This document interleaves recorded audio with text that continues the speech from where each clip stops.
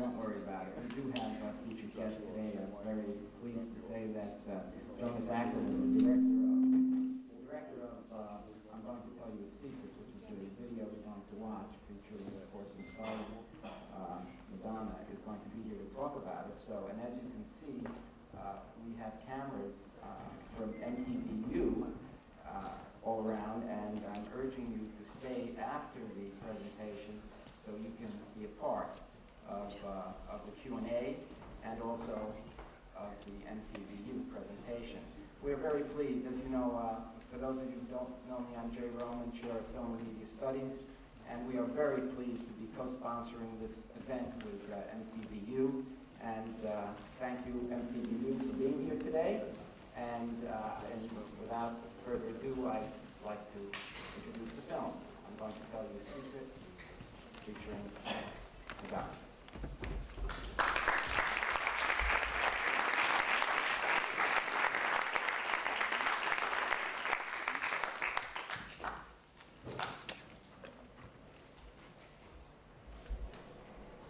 Few questions right now. Basically, we try to have talent kind of set up for us what's going on. Like, no one knows right next door. There's a full class full of kids that is sitting and watching my movie, and they have no idea I'm about to enter the room and just give them like half-hour Q&A and talk to them and answer any questions they have. Okay. So I'll run through some questions. Of course, as you know, this is not live. If you don't feel comfortable with the question or you want to do it again, that's not a problem.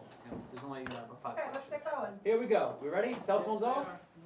Well, mine's Fantastic. not. And my cell phone's not off. She'll turn it off. Very cool. All right, so usually we ask the talent to introduce themselves and tell us, what you're standing in for today. Today I'm going to come into private class. Okay. Should I look into the camera and say it? You can look at me. Okay.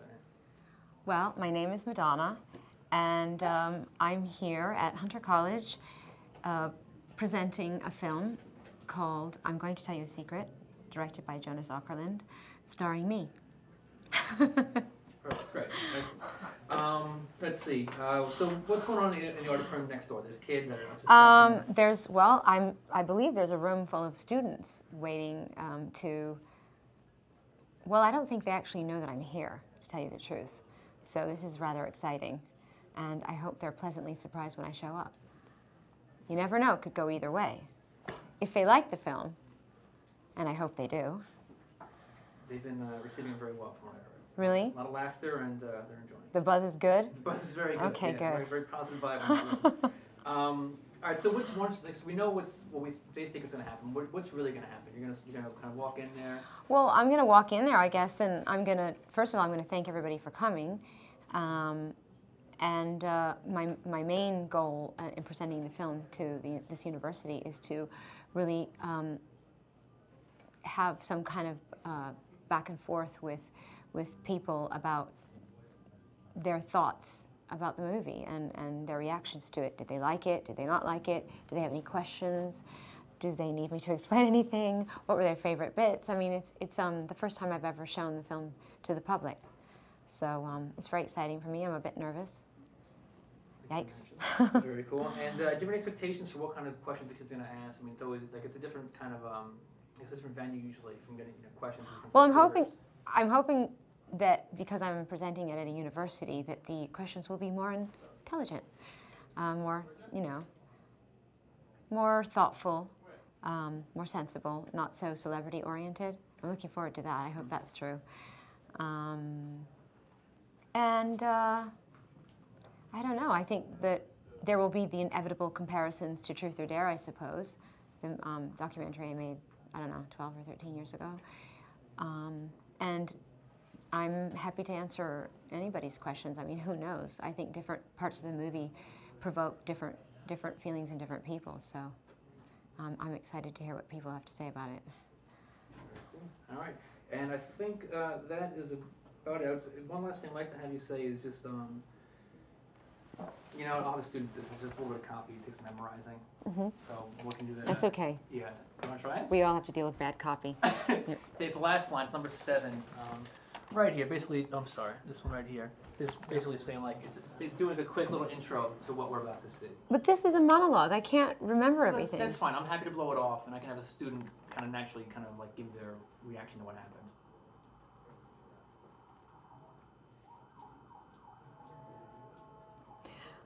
Okay. I might flub it a few times. That's all right. Am I allowed to look down? Yeah, that's fine. We can Okay. Is the paper on camera? Uh-huh. It is in the shot. Is She's looking down too. yeah. Might as well be. I'm not going to say screening my new DVD. It's my new film. Yes. Okay. You could say it however you want, Madonna. Mhm. Just say it, because you're gonna have to go out there in a minute. Okay.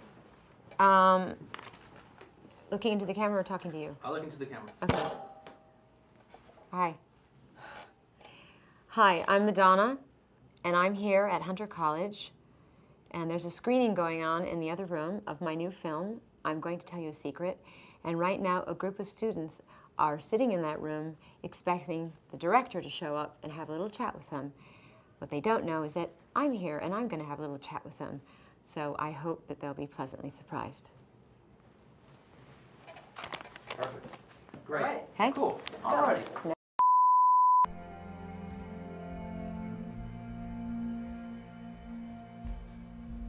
Now, do you understand my secret?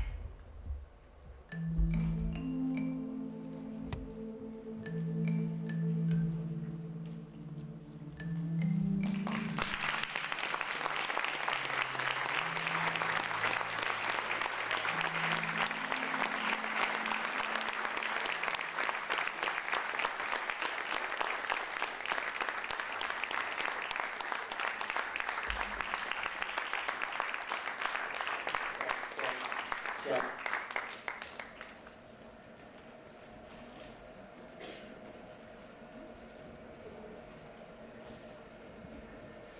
So, I'm pleased that you're all here, and as you know, we're going to, they're taping this session for us and for MTVU, and I want to thank again MTVU for co-sponsoring the event.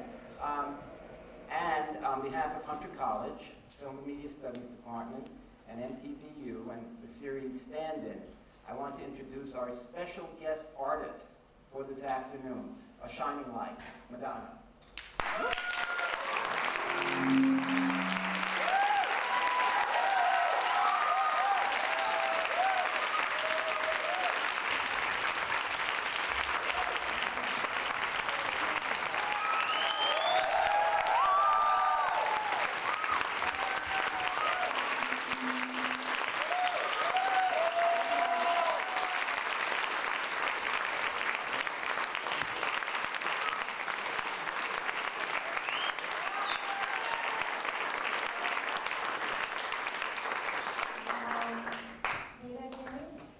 Yes? Can everybody hear me? It's probably just talk loud, right? That's what I do best. Stay away from that microphone. First of all, I'd like to thank you all for coming here. I hope you like the movie.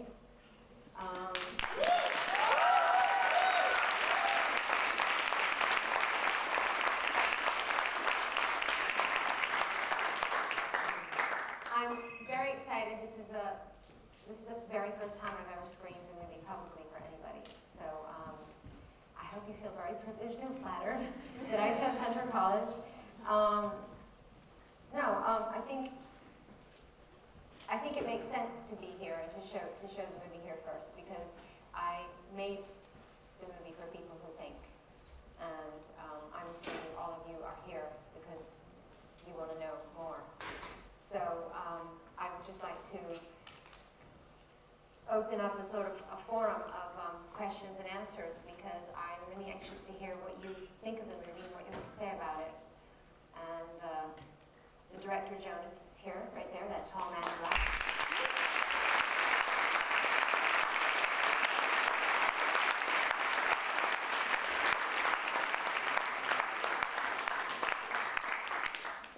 There's a clause in his contract that says that if I appear with him in public, I'm only allowed to wear black, so. Anyway, so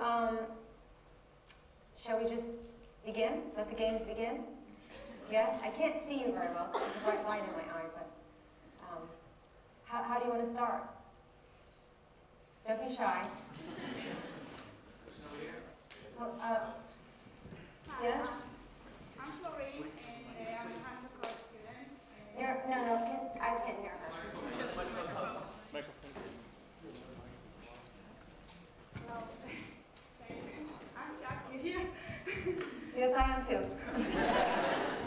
My name is Florine, and I'm a Hunter College student, and I work for the Israeli government, and I'm from Israel. And I think you're brilliant. I took a film and women in media course here last semester, and we actually did a case study about you. And what was amazing is that we, I'm nervous. First, the movie is amazing, really. Thank you. I think the work you do is brilliant and really making a difference in the world. And so we did a case study about you. Like the most amazing thing was that every time you're changing. Like you started in the 80s, and then you went to spirituality, and then and now you did Kabbalah. And I think it's great. And I always wanted to ask whether it comes from you, deeply inside of you, or something else. Where my desire to change comes from? Yeah, like every time you become a new persona, a new image, it's influenced the world, influenced everybody. Well, I mean, I don't feel like I'm trying on personas. What I always hope I do is change and evolve, and I always hope that my work reflects that change and that evolution. You took a very big leap between the 80s and spirituality. There's a lot very clever of you to leave a lot of things out. But you know, all those changes and all those aspects of me were part of my growth and are part of me, and led up to this moment in my life, and I have no regrets. Because because it's like that's life, and life is about change. And as I say in the film, knowing is the beginning. And once you start to learn, and I'm sure you all will agree with this, once you start to learn, you understand that you know nothing, and there's so much more to know. It's a very humbling experience. So as life has gone on for me, and I've learned more and taken in more and experienced more, I realize how very little I know, and I'm in awe of the universe and what the universe has to reveal to me. And I'm very excited to be here because I feel like I'm going to learn some things too. I hope I answered your question. Thank you very much. Sure.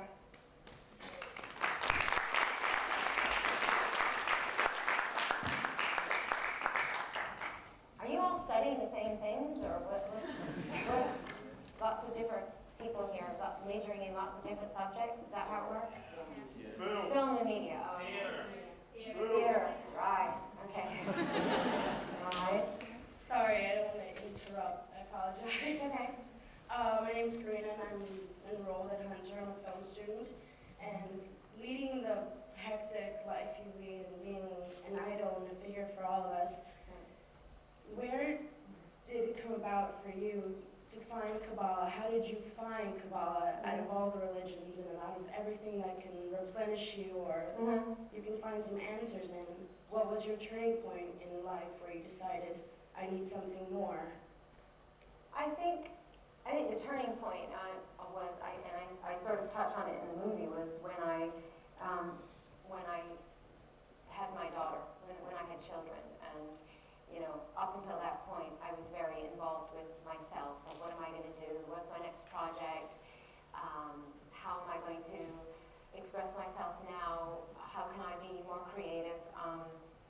And I've always been thirsty for knowledge, but I never thought of myself as a person who's actually responsible for anybody else but myself. And when I found myself a parent, it was very apparent that I hadn't thought about anyone but myself up until that moment. So I think that's when I first started asking questions. Now, I was raised Catholic, and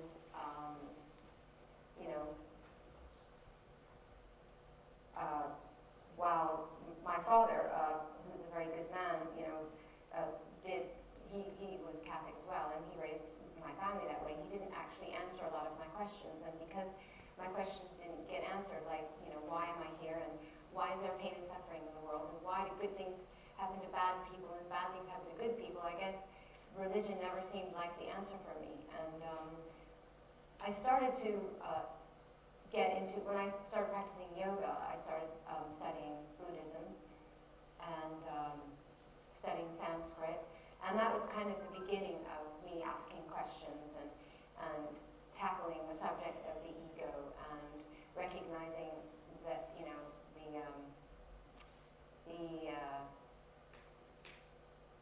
well, just recognizing that the world that we live in, the physical world, as I say in the movie, is very tricky, and specifically being a celebrity, you can get very caught up and seduced into believing and thinking that what you do and what you're doing is the most important thing in the world, or that you're the most important thing in the world, or that the world revolves around you, and you become very attached to material things. And I'm guilty of that. I'm still guilty of it, but hopefully I'm becoming less attached.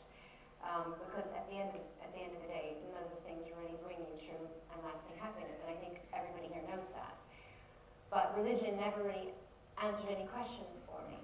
And in fact, the more I studied about the evolution of Christianity and other religions, the more I realized that, it seemed to be more about separating people than bringing people together.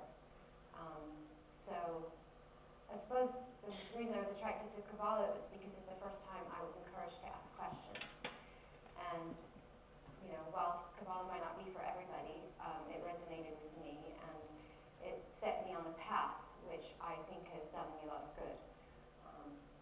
I know that there's a lot of people that say lots of things about it, and at the end of the day, I say to myself, well, has it made, deep down inside, if I look back at my life, I have to say to myself, has it made me a better person? Has it enriched my life? And the answer is yes. So, I suppose, that is really the journey that I took. And I'm still learning, studying. I'm still interested in, my mic just went off. I'm still interested in other belief systems and other philosophies. It's not the end of my search or my journey, it's just the beginning. Like I said, I feel like I just now have, I've just got the tip of the iceberg, and I'm very excited about learning and knowing more. So.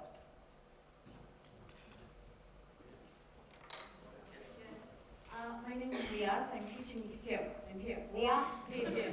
Another Israeli. Yes, another Israeli. And you're probably aware of the fact that a few Kabbalists in Israel, Rabbi Kabbalists. Yes, they're angry about a song called Isaac. Is that what you're going to ask? Yes, and also they were very angry that women are learning Kabbalah, because according to Kabbalah, men over 40 should study it, should study it, and not women. Right. What can you answer? Well, that's the point I'm trying to make about religion. And by the way, when I say people think in a religious way, I don't even just mean about religion, like as we know it in the conventional sense, like about God. But people can, when people think in a religious way, that in my opinion, that is just thinking in a robotic way, thinking in a way that we've been programmed to think, following the pack mentality, not thinking outside the box, not thinking for yourself. If to me the notion that a body of wisdom that could potentially liberate people and make them feel better is exclusive to men over the age of 42 is just an absurd notion, and I don't accept it. So if they have a problem with it, they can meet me on 64th or 7th Park West.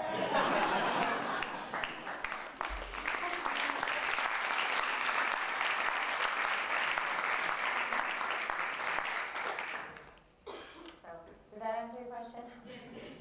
Okay. Hi. What I find most interesting about the entertainment industry is the different reasons that so many people get into it. Mm-hmm.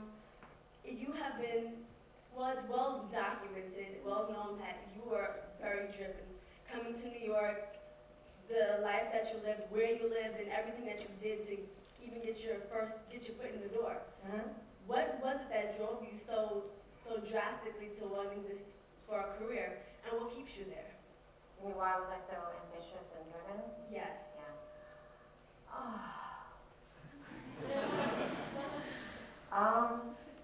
To me, totally honest, I think most people get into the entertainment business because there's something wrong with them.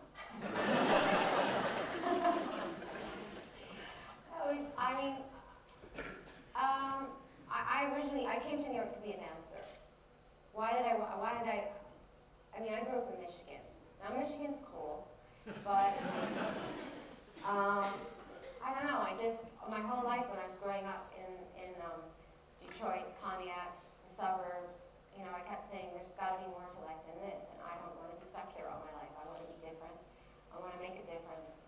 I want to be somebody. And dance was my way, that was my way in. That's where I felt like my talent lie. And so without knowing anybody, without knowing a soul, I came to New York to pursue my dream.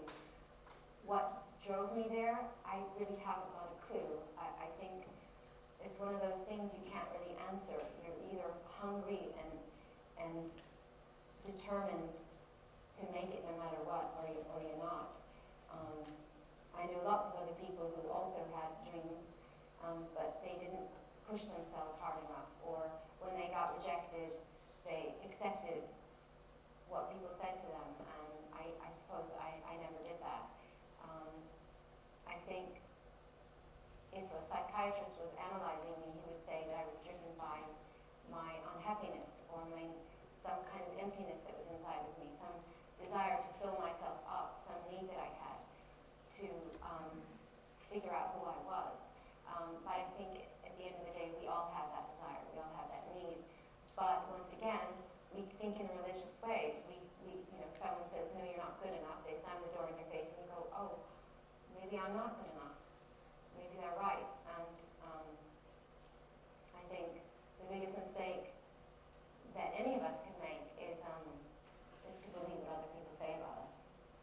So I think that's the first thing, that to really believe in yourself, no matter what.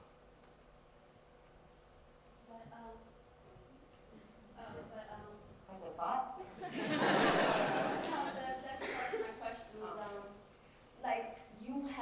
you are one of the hugest celebrities in the entire world, and we see so many people that make it big and have several hits, and then they fade away, or they settle. Mm-hmm. What keeps you still making music? What keeps you keep coming out with albums and videos and movies? I love what I do. I love what I do, and I'm excited about my work, and I feel very blessed and privileged to be doing what I'm doing. And the more I learn, the more I want to express what I know. And I don't know. I think it's just curiosity and tenacity. That's what keeps me going.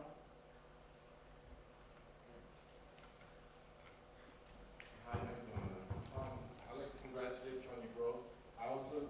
My concern is, what do you think, we as young people, we're like the next in line, basically. What do you think is the first step that we should take towards getting towards, you referred to a lot in your movie in terms of the light. Mm-hmm. I want to know, what do you think are the first steps that we should take as young people to get closer to that light?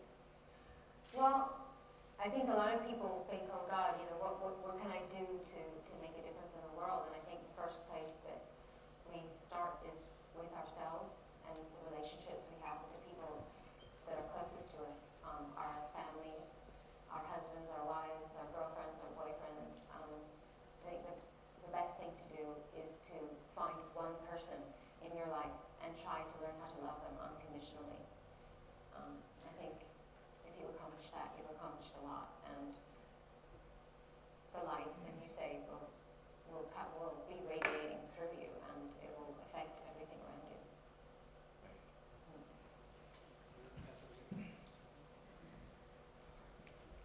Hi, my name is Isaiah Brightly. I just wanted to say that about your film.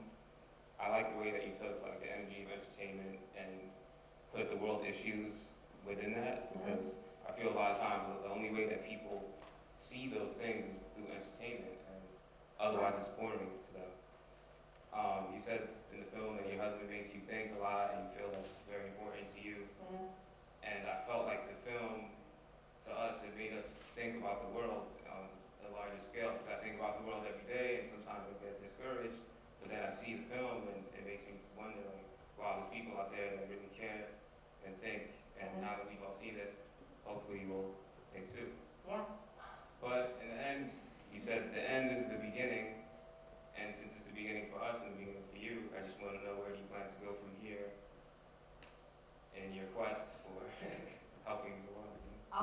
Well, the first thing I do is put this movie out and do things like this, have open forums and discussions and have, and try to connect to people and hear what people have to say. I think that's the beginning. I intend to always, be provocative and political in my work. And as I learn and change and grow, I hope that I'm always going to be able to present that in my work, whether it's film or music. That's a big contribution. If I can make 10 people in the world wake up and say, God, what am I doing to make this world a better place? And then they actually do something, then I think I've done my job.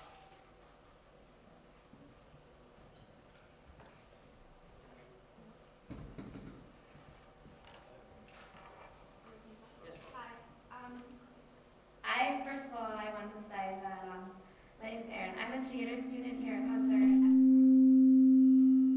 Is that you or me? I apologize. I don't know. It probably was me. But I saw your reinvention tour over the summer in Boston, Worcester actually, and seeing it then, I mean, I was so inspired by you, and I still am. And seeing the movie again, I mean, I really think that what you're trying to do is really effective. I mean, personally, for me anyway. And I feel like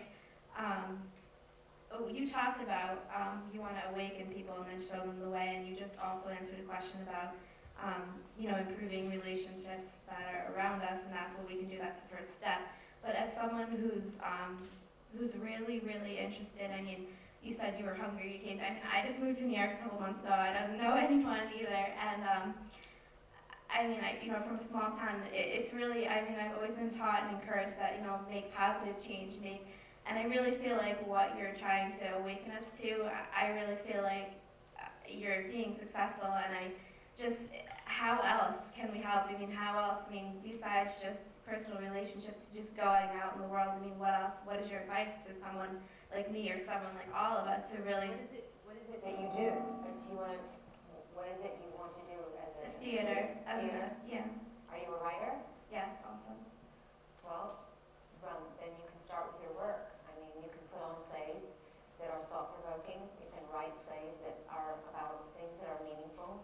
I mean, first you've got to make people excited, and you have to make the idea of asking questions entertaining. You know what I mean? I'm a big fan of theater myself, and whenever I do my shows, I always think of them in a very theatrical way, and I think it's a very good way a medium to reach people. So you can start with your work, but there's a million different ways to do it. I mean, there's so many different things you can get involved in with your community. There are so many charitable organizations. I mean, go to the Middle East. There are people in need of help all over the world. There are so many different organizations. It's endless. I'll talk to you later. Hi, I'm Eddie. Couple things. Well, can I just add to that? Sort of like, Sure. There's lots of non-for-profits. I work in a non-for-profit called Global Action Project, and they teach young kids how to make their own films to sort of combat images of them that were created by people who are not them. That sounds amazing. So, What's it and called? I got Global Action Project. Global Action Project, and I got that internship here. So go to the internship office. Okay, well, why don't you get together with her after? I just wanted to commend both of you because it's like, I think it's really hard to find someone who a lot of people see as an icon and sort of make them a real person in a film. And I think that was an awesome job because it's just like you gave a lot of yourself, and I'm sure that was hard and tough, and like that's awesome to do that. And Jonas, like I think that's... and you did a great job of portraying that. And I actually had a question about the filmmaking. I noticed a couple of rings, sort of like flashes of rings. And Jonas, I come up here. About that. You need to be on the microphone. It's very lonely up here.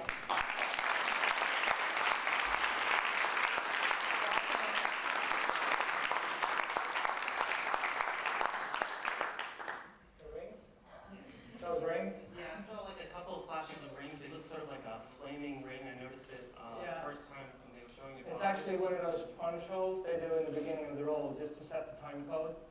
And I just used them as an effect. That's it. Obviously it worked. There's no fancy effects in it, it's pretty simple, straightforward.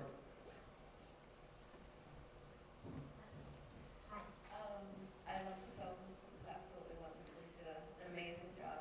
I actually wanted to ask, I don't know about anybody else, but this is like the first time that I've seen as much of your children ever that I've seen in here.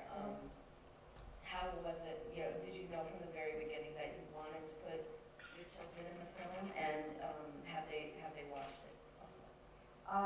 No, they haven't watched it. I think I struggled with that in the very beginning, and for a long time I decided I wanted to make a sequel to Truth or Dare, but I thought, well, I don't want my kids to feel like they're being exploited, and how can I keep my private life private, but then not, how can I leave that part out, then it's not really about my life, because that's a big part of my life, how do I do it? And I think, in the end I decided, well, we decided together to have them in, but for me, the reason it was important to have them in is because if I've got something I want to share with the world, my point of view, then people need to know that I have struggles like everybody else. I have kids, I have a husband, I have, to balance and juggle my life and my work, and I think it's important for people to see that I'm a human being. And I think that they were filmed in a way that, they were filmed in a very respectful way, and I don't know if you've noticed this, but they sort of don't really care that the camera's on them. And they're not very self-conscious about it, and I think we captured the essence of them, and it was just the right amount, and when they grow up, they can watch the movie. Wow.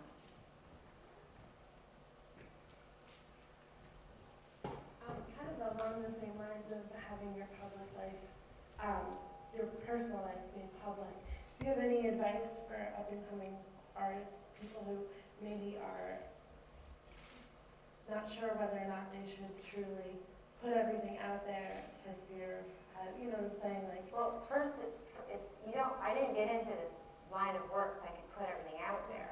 I mean, I wanted to be a singer. First I wanted to be a dancer, then I wanted to write music. First you have to have, what is your mode of expression?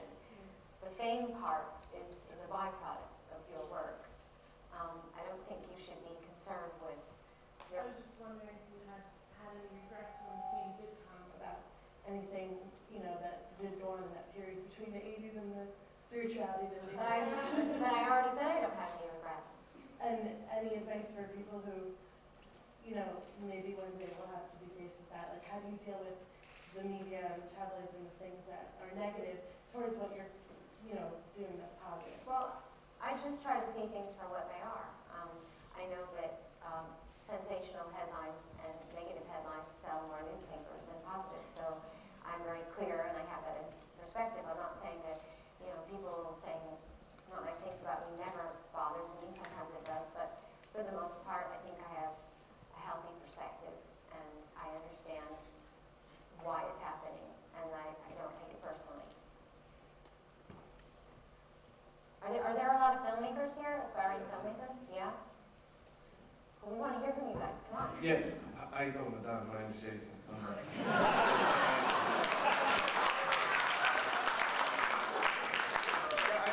I just got a question. I'm all right. How you doing? All right. It's a Leo thing. Okay, I got it. All right. I was brought up in a low-income housing, and I had aspirations to be a director, and I'm entering a very ego-driven industry. It's a, how can I still be firm and not let my ego get the best of me getting into this industry? Jonas, do you want to answer that question?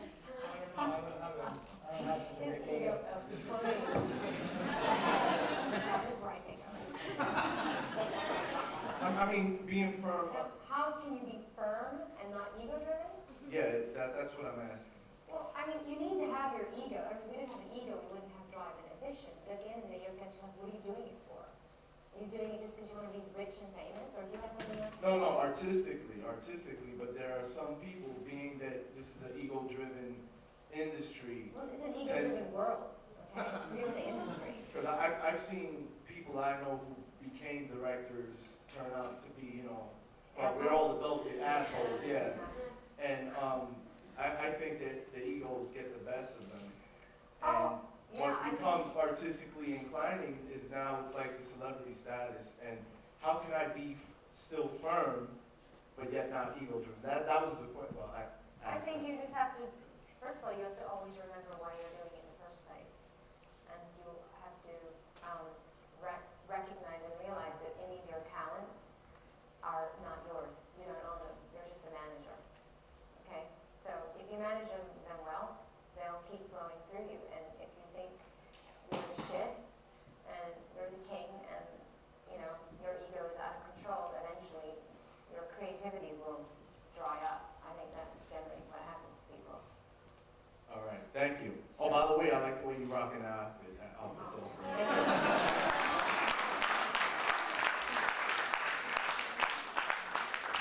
Jonas chose my outfit. You got good taste. Hi, Madonna. My name is Troy. Just want to say I was at your reinvention tour in New York, and I had tears in my eyes. It was amazing. I actually got kicked out of this school, but was still on the email list, and I'm so happy. Why did you get kicked out? I had a bad semester, or a couple semesters. Would you care to elaborate on that? What does bad semester mean? Like I did bad in a couple classes. Like you didn't show up? Maybe. Okay, well you might have a future in directing. But anyway, Can I get you an ice pack or something? Could you just run into the kitchen and get us a beer, could you, darling? What kind of beer? Just come out and tell me what they got in there, could you? Okay, hold on. I like to keep her busy. I never had trout head soup. It's good though. Trout head soup. It's not too fatty, so for you. I want fatty. I like a trout's head soup. Sing Pao and some Japanese beer. The Chinese beer? That'd be very nice. She functions very well when she's occupied. When Mayumi needs to bolster up my energy and my immune system, she gives me the head of the fish rather than the body. The eyeballs are very good for you. I just crushed its skull. Oh, it's fucking deadly.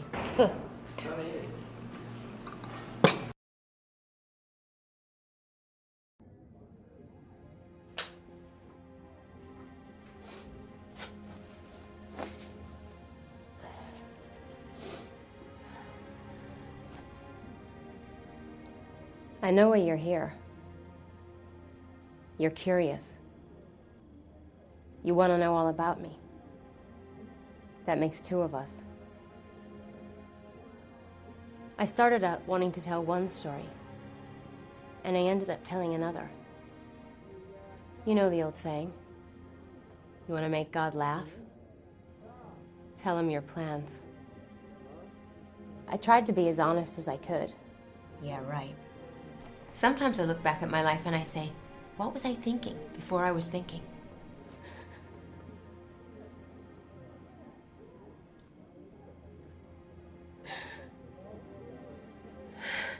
Sartre once said that if you go deeply enough into anyone, you'll find yourself looking at humanity.